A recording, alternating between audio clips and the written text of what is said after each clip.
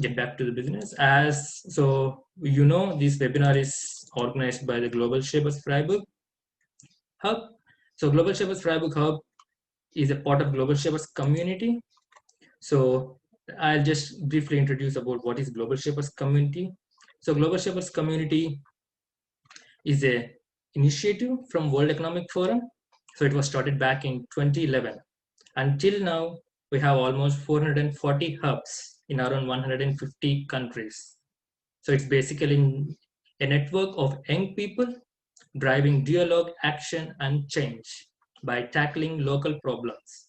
So the local problems can be ranging from climate change, education, global health, migration to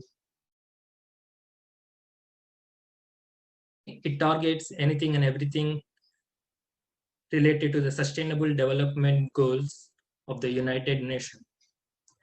And now coming back to Global Shapers Freiburg Hub. So in Germany, there are total 7 hubs from Global Shapers community, and Freiburg Hub is the youngest among them. So we founded it in June 2020, a few months back.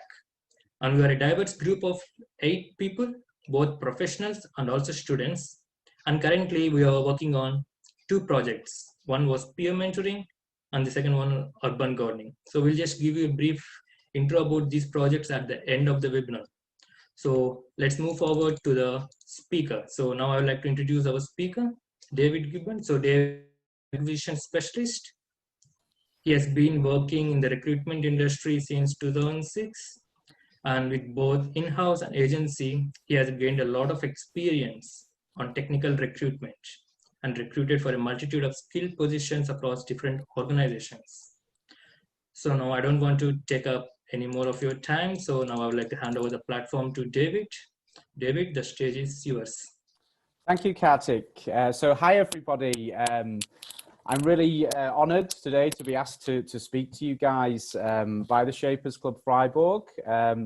You know, I'm not an expert job seeker, but I consider myself an expert recruiter.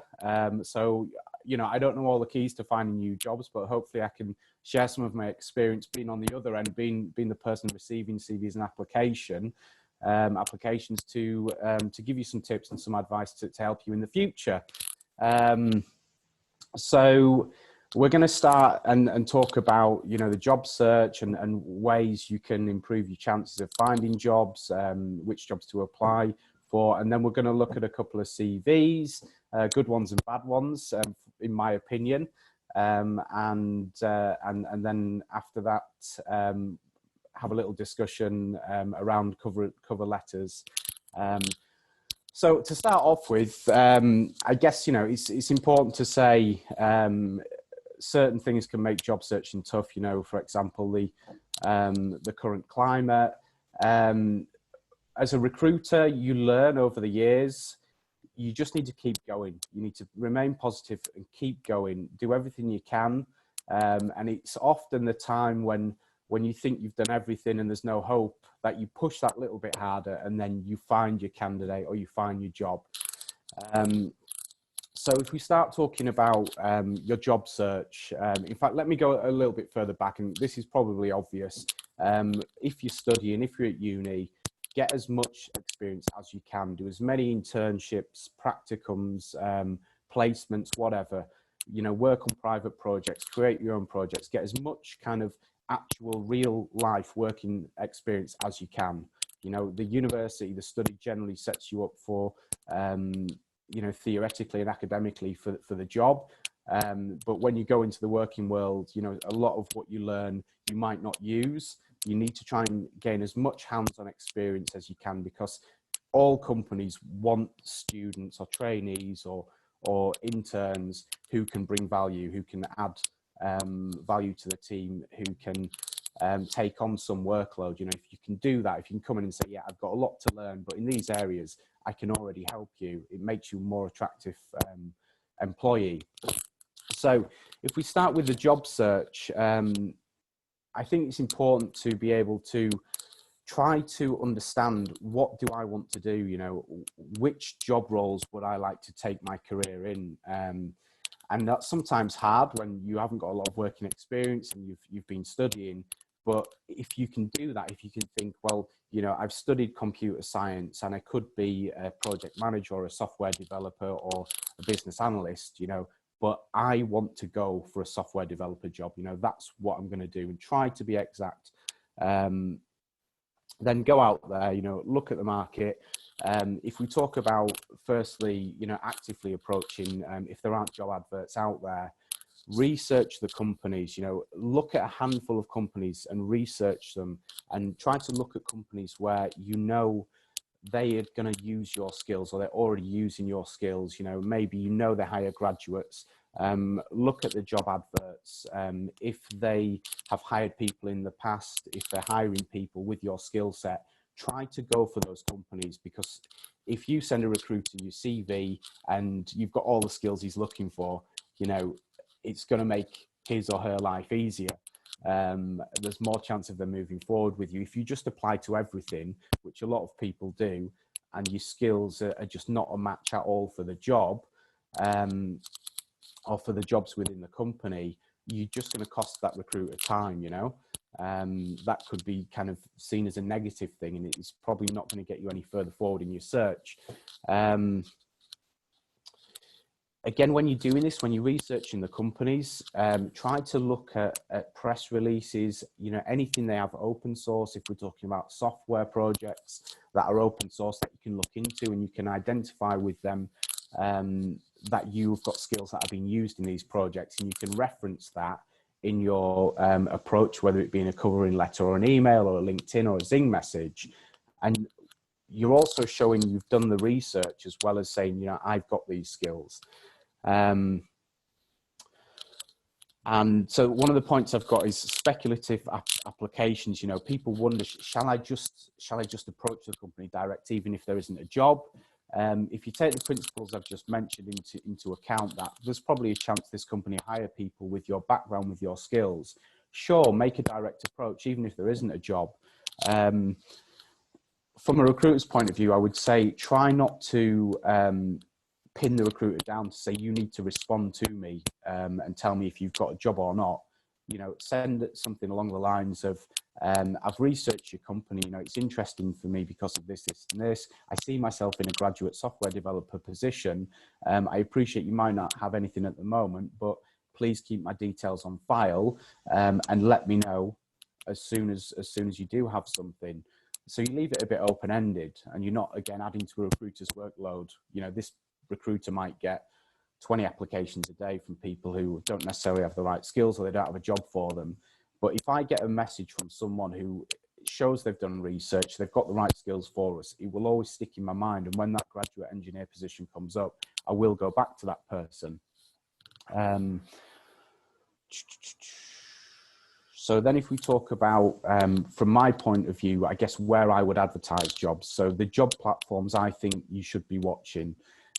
So obviously LinkedIn, you know, LinkedIn is huge. LinkedIn is, for a recruiter, is the biggest database of potential candidates there is out there. It's obviously hugely invested in. It's a pleasure to use. The UX, the UI is great. They offer a recruiter package, which gives you increased search capabilities, advertising capabilities, all sorts. LinkedIn is a great place to look for jobs.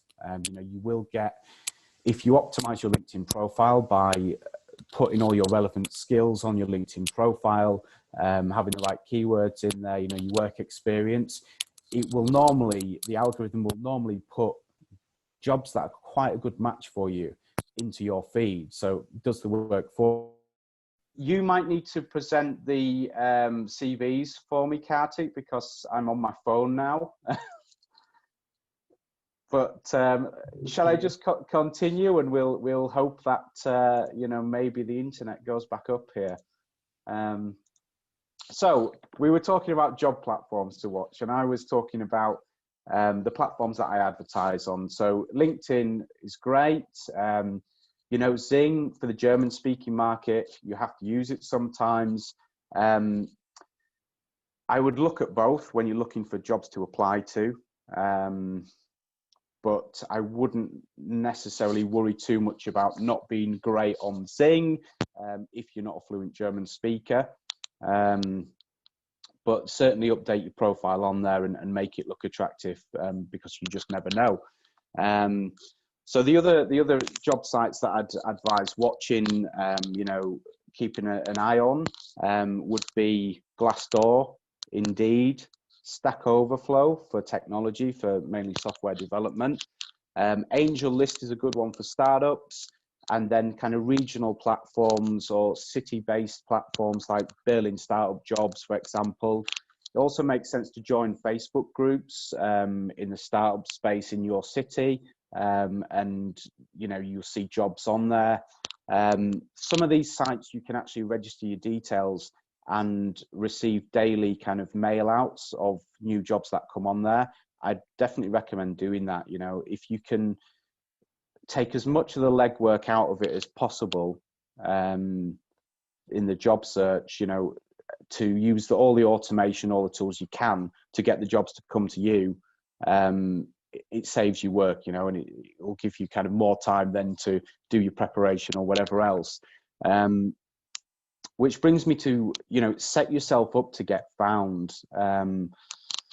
You know, optimize your social media. I already mentioned there, you know, LinkedIn and Zing. Make sure your profile's nice and clean. Make sure you've got all the right skills on there. You know, don't necessarily put every single skill you've got on there. Maybe put the skills on there that are going to be relevant to the job that you want to do. You know, take off any skills that are just probably never going to be relevant to your career or your job search. And part of the reason for that is, as a recruiter, when you're using the LinkedIn Recruiter tool, the keywords I use to search, or the skills I use to search for, correspond directly with the skills within your profile.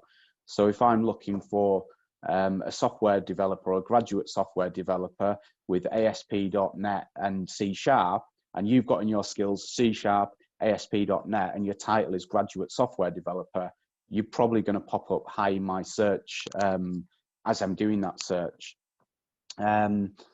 Another important thing is your social links. You know, anything that you've got out there that is related to your area of interest, your career, post it. Post links to your blogs, you know, post links to your GitHub, post the links to your Zing, on your LinkedIn to your Zing. You know, put it all out there so people can look at your websites, look at your portfolios.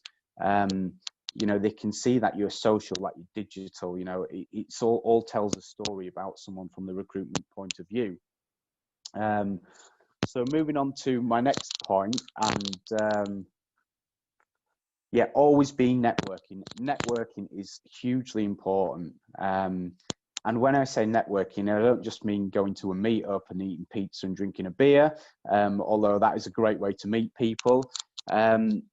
Follow the companies that you're interested in on social media. You know, give them a like, engage with their brand. You know, one of the other things when I use the LinkedIn Recruiter tool, when I run a search, I can filter to people who might be more likely to respond. And one of the fields in there is person or the candidate follows the company page. You know, so if you've followed my company page, again, you're going to come up in my shortlist search, and it shows me that you've already got motivation, you've already got interest in the company.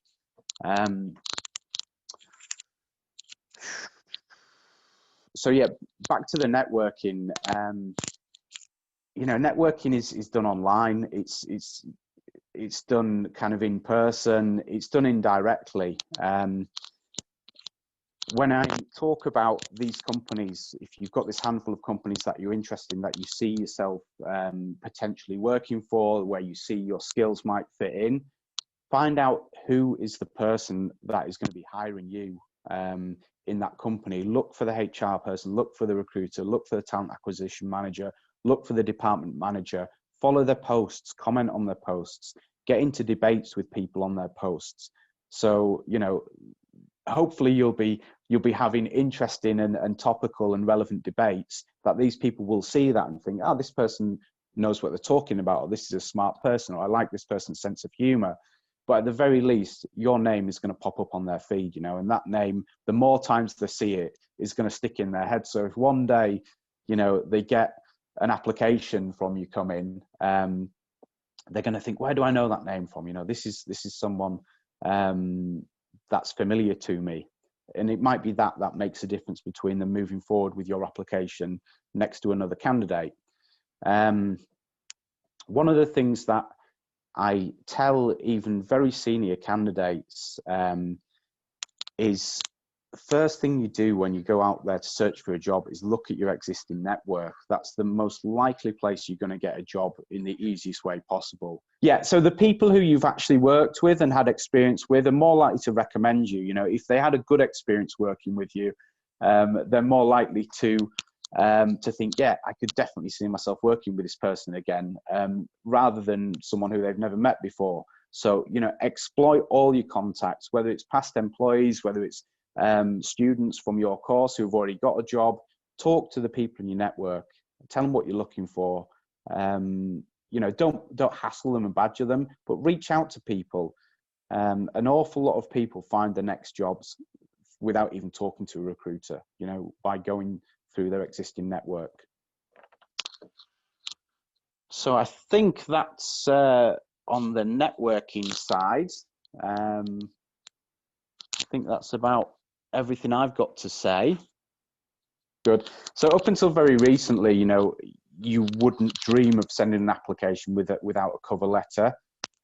People have different views on this. Typical traditional German businesses, you know, Deutsche Bank or Deutsche Bahn, would probably still want you to send a cover letter. For me, recruiting for tech companies and my clients, it doesn't matter to me. It doesn't make a big difference if I get a cover letter or not. If I get a cover letter, I'll mostly read it. If it's good, it might help. If it's bad, it might put me off. Typically, I'll go straight to the CV and I'll look at the CV first. But if you're going to write a cover letter, don't make it too long. You know, recruiters are typically fast-moving people, and we scan CVs, we scan cover letters, and if it's 2 A4 pages of a cover letter, I'm not going to read it. So keep it short, keep it sweet, tailor it to the company. It's okay to have a template cover letter that you tailor slightly for companies, but I see all too often a cover letter come through that is clearly a template and they've forgotten to take out a job title. So it's nicely tailored to me as a person and about the company, and then the position is a different position. It just stands out a mile. So if you're going to tailor it, if you're going to use a template, make sure you go through it with a fine-tooth comb and change it enough that it looks like at least it's perfectly tailored exactly for this company. When I say tailoring your cover letter, I mean mentioning things about the company, mentioning their technology, their projects, you know, their values, their mission, to show that you've spent time researching the company and you're serious about a job. You know, again, don't just apply to anything, you know, mention why should they want to hire you. You know, you could, for example, say, I've seen you're hiring several developers. You know, you must have a lot of code to test and review. You know, I'm not an experienced developer, but in my uni project, in my internship, I've done some debugging of code. You know, I can come and help you with that. I can take work off your full-time developer's hands by starting working on that. You know, it shows a little bit, you know, what you're talking about. Again, shows you've done your research. It shows you're thinking commercially, you're thinking about saving the team time and kind of paying back a little bit for what you will take in their time when you're learning.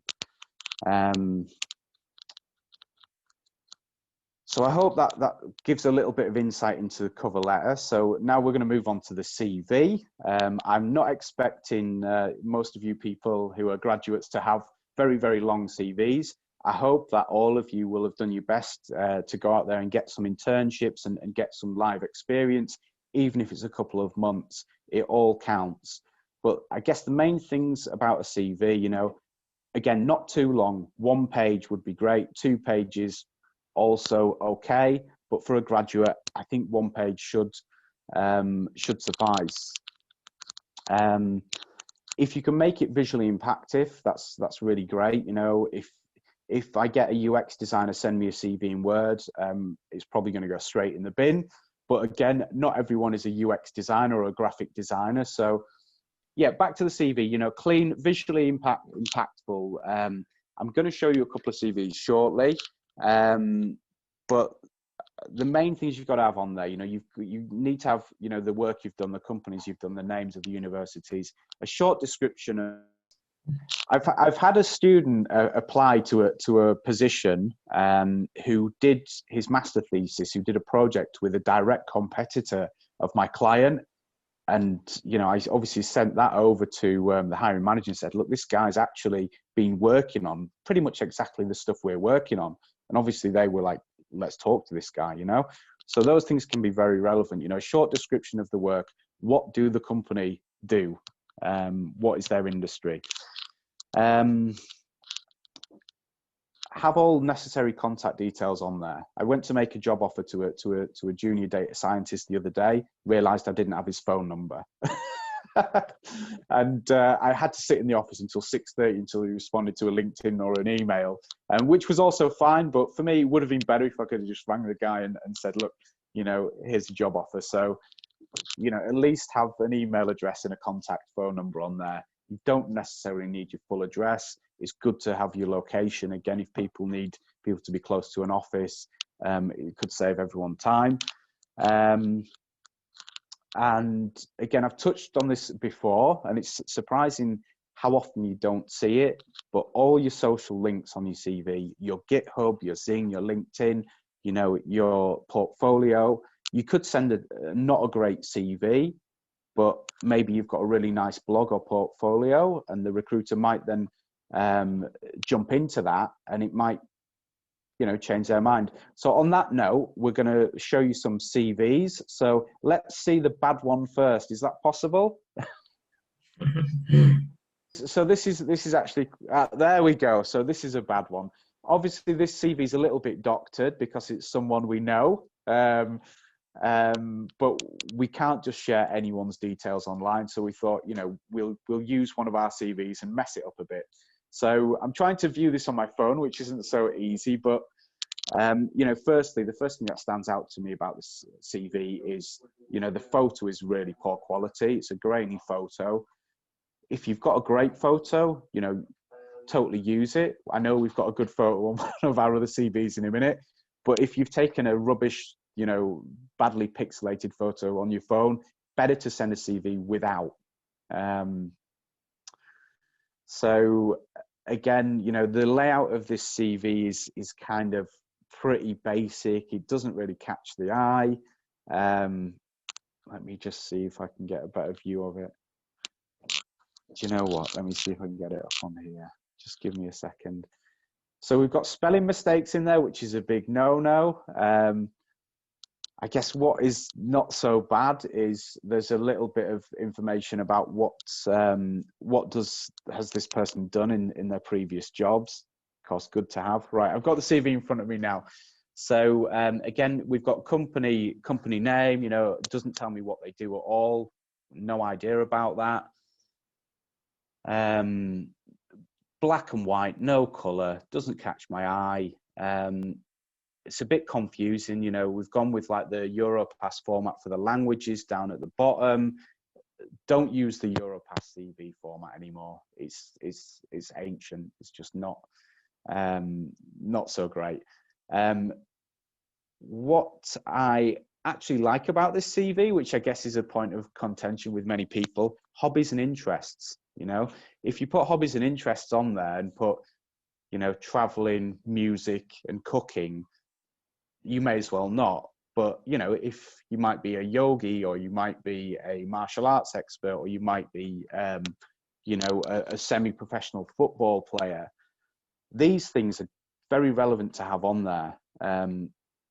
It might seem like nothing, but, you know, if you are an expert in jiu-jitsu and you happen to apply for a job where the manager is also an expert in jiu-jitsu, you've got some common ground, you know. People stick together in these kind of sports and hobbies, and it might just be the difference between them thinking, look, this guy likes jiu-jitsu, I'm going to talk to him, you know. And it's also a good icebreaker in a conversation, you know, instead of just talking about boring work things and what did you do here, you know, what are your skills, you know, where did you learn jiu-jitsu, who did you train with, did you know, oh cool, yeah, I went to Japan and did some training. And then you start to build a relationship from that. So I'm a fan of putting hobbies on the CV. So I guess, you know, that is just not a particularly good CV at all. It's made that way, so please don't, if you know the person in the picture, if you can identify them, please don't think that they made this as a real CV. So let's switch to one of the others then, and we've got a couple of good examples. So this is another friend of ours. This, I think, is a good CV. It's got a bit of colour in it. It's clean. You know, it's not too busy. The blackout at the top on the right is the name of the person, and it's actually a really great photo. I'd say, you know, the suit and tie thing is never necessarily a bad thing, but for a lot of startups, you know, you'd be as good in a t-shirt and a pair of sunglasses as long as it's a nice photo. What I like about this CV, a quick personal profile, technology-driven recent graduate with a passion for sustainability, e-mobility, and green tech. Says a lot in a couple of sentences. My expertise, these are the areas where my interest is, you know, these are the areas where I want to get a job. If we look at the work experience, couple of bullet points per job, you know, the logos, I couldn't do that. I'm terrible at design, but if you can include like the logos of the companies on your CV like that, it looks great. It's eye-catching, you know, it's colorful straight away. I know personally, I don't even need to read the name of the company there or the institution. I know that logo is the Fraunhofer Institute. It stands out. It hits me in the face. I would definitely read this CV. Airbus, everyone knows Airbus. Again, the brands, you know, the logos from the universities is really, really nice. The masters and the BTEC, just a couple of bullet points about what you did there. You know, again, if you're going for a job as a data scientist and one of your modules was building something in Python, you put that in there because you're going to use Python in your job. You know, refer to anything that you know is going to be relevant. Again, the skills matrix here, I really like this format. You know, I can quickly look at this and think, okay, you know, I'm looking for a, oh God, I don't know. I'm looking for someone with electronic design experience, right? This guy's pretty good at MATLAB. He's given himself four points on there. Cool. He's got some of the skills I want. I'd like someone with a bit of Python. He's got that. Microsoft Office. Everyone should be able to use Microsoft Office these days. But still, it's a really good, quick snapshot of skills. You know, are these the skills I'm looking for? Again, contact information is largely blocked out, but I can see, you know, he's got his GitHub on there, his LinkedIn, his mail address, and location, you know, to display the logos on GitHub, LinkedIn, Zing, whatever on there. It just looks really nice. And if you can hyperlink it, that I can quickly click on there, it saves the recruiter time. You've got a happy recruiter who doesn't have to go into LinkedIn and search for a name. They can just click on that URL. And every recruiter will check you out on most social media before they contact you. A little negative here, or not a negative, but you know, something that I probably wouldn't have on there, references on a CV. No need anymore. No one's ever going to reference you before they offer you a job. Take it off, use the space for something else. Here, I would have put hobbies on there or interests. So all in all, a pretty nice CV here, I would say. So shall we move to one of the other ones? And obviously this is a graduate CV, so it's very, very relevant to you guys. But yeah, we have this. Here we go, good. With me having some technical issues with the internet here, which is typical and never happens.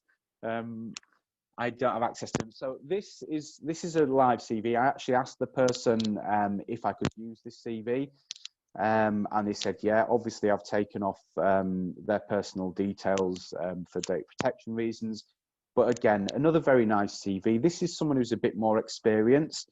This person did like an Ausbildung on the job and then did the bachelor's and the master's. So they've actually worked at a company for quite a long time.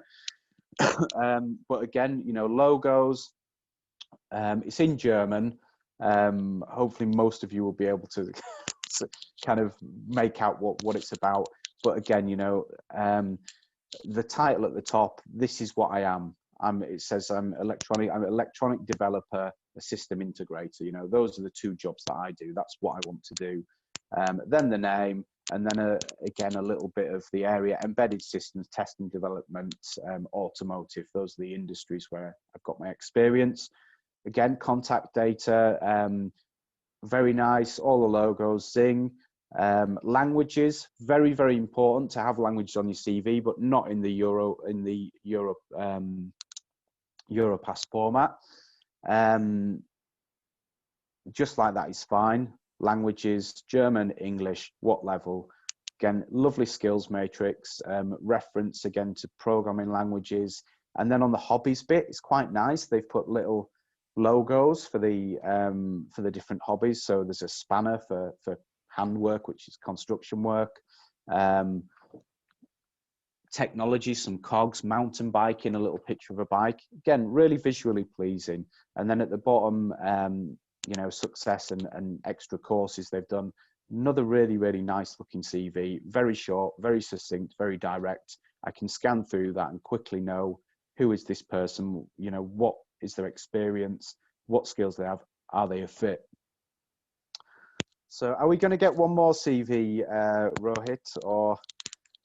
I think we're running a bit more time, out of time. So right, okay, good. So let me just say one last thing. This was something yeah. I was asked, and it was about, you know, in Germany, applying for jobs, you know, German language, is it an issue? Not to have German language. It's great to have German. If a job advert is written in English, let's assume English is enough.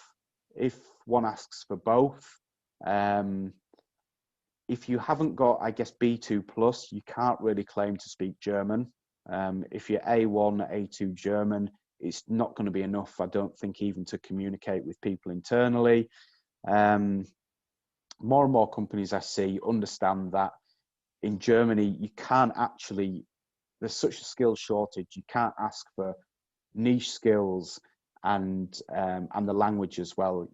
You've got more chance of finding your person if you're flexible, if you go for an English speaker, because that's likely to be most migrants' second language here in Germany. So I guess don't always take it for granted, you know, even if a company says only German speakers, but you see some of the content is in English, take a shot at it. And I think it's very much changing. A lot of the traditional German companies are starting to be more open and going for English speakers. Right, okay, so sorry, should we move forward? Yeah. So thanks, David, for the comprehensive on CV and then for very interesting and informative. Now we have a few questions from the audience. Now my co-host Divya would like to ask you. Okay. Thank you, Karthik. And the talk was very insightful, David. We all are now better equipped for job search process. I hope so. Like Karthik mentioned, our participants have asked few questions when they were registering. And like the first question that was asked was, how do you see the job market post-corona? And what are your predictions about how the job market will be in the coming months? Good question. Difficult question, I guess. You know, again, I'm talking from my personal experience and my personal point of view. And obviously different industries are affected at different levels, you know, from this whole pandemic. If you work in the restaurant or the hotel industry, it's not a nice time. You know, I've got friends who do that, and, you know, who knows when things are going to turn around. The good news is, if we're talking about tech, I have not found it so bad. There was an initial kind of lull or a slowdown in hiring due to the uncertainty. But I think now we've experienced one lockdown, business has to go on, you know, especially kind of early stage tech companies who might have received recent investment. They need to grow, you know, they need to get staff to deliver their products, and they've got the money to do it. So I think they will continue. Again, remote working is becoming more commonplace. A lot more companies are investing in the infrastructure to support remote working. I think that could be it could mean there could be more opportunities. I don't want to be too optimistic, but you know, if it actually doesn't matter whether you have to go into an office or not, it could be a positive thing for people like you guys. I'm still seeing the typical SaaS and online businesses growing. You know, look at Zoom. Zoom was big already, is huge now. You know, the tools that people need to work remotely, Asana, Jira, they're all growing. And even companies who are typically not kind of tech first or tech advanced companies are having to look at collaboration tools and platforms to keep on functioning. So if I give you my personal prediction, and I don't know if this is the truth or not, I think there's going to be more opportunities in Q1 of next year. I think the companies who slowed down hiring because of the pandemic have seen, you know, what a lockdown means, and they need people. And I think they'll open up and be more kind of looking for more people in the first quarter of 2021. Yeah, thank you, David. The next question, I think this is really hopeful for people working in tech now then, so they have to not worry so much. But the next question is, what do you think how the job application should be when they apply for startup versus a traditional company? Again, a difficult one, and honestly, I don't deal with very many huge corporates these days. I think if I talk about from a startup point of view, generally it's going to be a smaller team. You know, they might not even have a recruitment team. You're going to talk to a human faster. There are a lot of huge corporates out there who've got really clunky, you know, software that you've got to get through the technology, through the software before you get to talk to a human. One of the things I'm seeing being sold on the market, and companies are buying it, which I really don't like, is you have to record a video interview of yourself before you even speak to someone. I don't like that, but companies are using that. I think with startups, the first person you talk to might be a founder or a CEO or a hiring manager, because they might not have a recruiter. I think also in the startup world, we're less focused on qualifications, especially when we talk about Germany. You know, almost every job advert out there you see for a big corporate says you must be qualified to degree level or have a degree in this area. I don't think that matters so much with startups. You know, we see that natural talent is somewhere or in some ways as valuable as a degree. You know, a degree is always going to help you and be great, but whereas it's an absolute must-have, a master's degree in this or that for a lot of corporates, for a startup, probably doesn't make that much difference, you know. Yeah, thank you, David. Sorry, we are in the time crunch, so I had to cut you in. Sorry, yeah. The next question is, how should people justify the employment gap? Because I think that is something that is even more important post-COVID. I don't think it needs justifying. I just think you need to be honest. Again, I think in the past, you know, maybe 10 years ago, you see a gap in a CV and think, you know, why didn't this person work for that amount of time? You know, the generation that we're at now and the focus on work-life balance, and I think the understanding that, you know, if you change someone to a desk for 50 hours a week, doesn't mean they're going to do more work than if you let them do it, you know, in their own time and give them flexible working. I don't think there needs to be an explanation. I think you just need to be honest and say, you know, I had to take this time out because I had a relative who was ill and I had to care for them. You know, I needed a break. I felt like I'd worked for, you know, a large amount of time. I'd studied very hard to get my degree for a long amount of time, and I needed to go out and chill out and think about, you know, what I need to do with my career. I would just say, make sure you've got the answer in your head, because people, recruiters, hiring managers will ask, what were you doing in this time? Why is there that gap? As long as you've got a straight answer to that and a viable answer, you don't need to address it. Well, that's nice to hear. I think it's always a tricky question to answer, how to explain your employment gap, but thank you so much. And the next question is, since we have a lot of students here from the city of Freiburg, the question was asked was, how do you see about the heavy jobs and the student jobs in and around city of Freiburg? Can you shed some light on the employment opportunities in Freiburg? Yeah, it's difficult. You know, it's ever changing. I think there are more and more startups around Freiburg. There are some very interesting ones at the moment. You know, can I give you any tips? You know, I'll try. I think if I mention, again, I've got no affiliation with these companies, but if I mention a few companies that I know will hire people, both kind of startup and corporate focused. We've got obviously spin-offs of Fraunhofer. There's a company called Oxygen Technologies who are a SaaS business who are very interesting. You know, those kind of companies, any spin-off of any of the institutions or the universities, always interesting. There's a company doing some really cool stuff with VR called Real World One in Freiburg. They are hiring heavily. We've got the big ones. We've got Haufer Group, Haufer Gruppe. Again, I know that they are being more flexible about not just hiring German speakers. We've got SICK Engineering in Waldkirch, very, very interesting industrial business. Testo is not so far away. You know, for opportunities in the startup world, get in contact with Grunhof, you know, look at their connections. They're very well plugged into startups in the area. Does that partly answer your question? Yeah, it does partly answer the question. Thank you so much for the insights and for the talk, David. Now, one of my colleagues, Laura, will take over and we'll explain a little bit about our project by Global Shapers and what our communities, and then we have like time for one more question from the audience. Good. Sorry about the technical problems. Yeah, no worries. Thank you. Hello, everyone. I'm Laura, and I will say a few words about our two current projects. Yeah, so our current projects are peer mentoring and urban gardening. And this webinar is actually part of our peer mentoring project. And our main goal is to create a platform to connect students interested in a certain professional field with alumni who are already working in this field, who can give useful insights about the industry and about the application process. We're already in contact with the alumni organization of the University of Freiburg, and we're going to start pilot project very soon.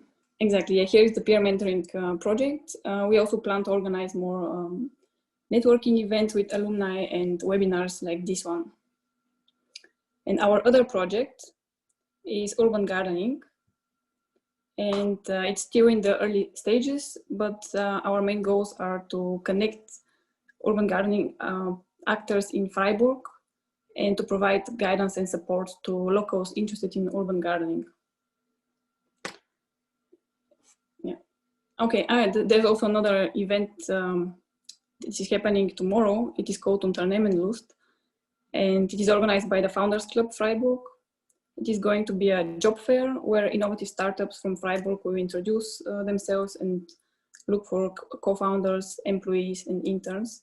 So we are going to, yeah, you can see the event registration, and I think you can also post it in the chat where you can directly click on it and check this event tomorrow. Next slide, please.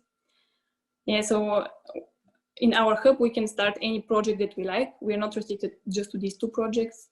We can have any project related to the 17 Sustainable Development Goals. The projects can be local, but they can also be joint projects with hubs from different countries or even different continents. And on this picture, you can see our club members. I'm also present, not exactly.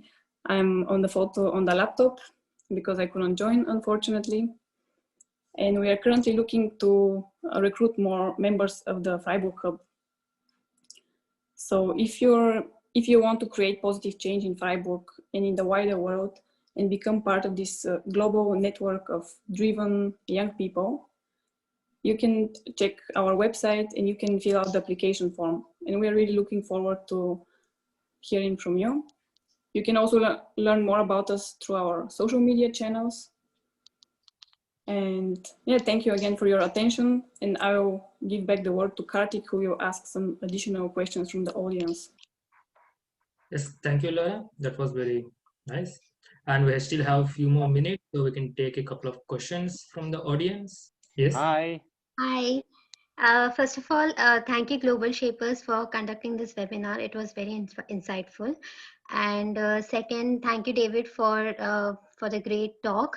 It was really nice to hear that what exactly the companies are looking for and what are the recruitment requirements.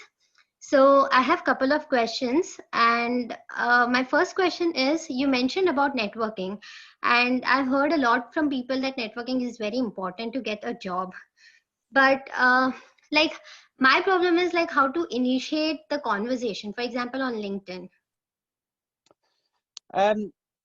Again, you know, if it's someone you're already connected to, follow their posts, comment on their posts, ask questions about their posts, about the content that they post on there, start the conversation that way.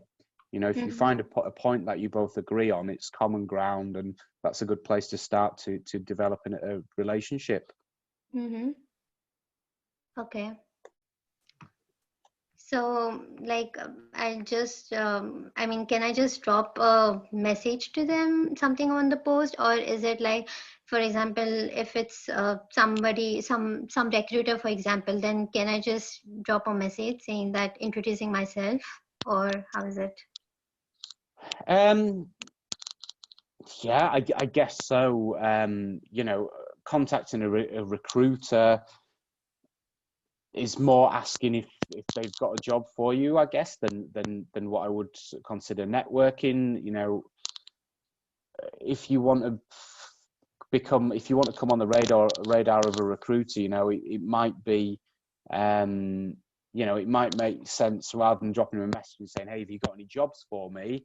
Again, it's to follow them, you know, and maybe comment on one of their posts, you know, yeah, this is a subject I'm interested in, you know, what do you think about this? Or, you know, this is an interesting job you've posted here. Do you see any graduate jobs with these kind of skills coming up? Okay. Yeah.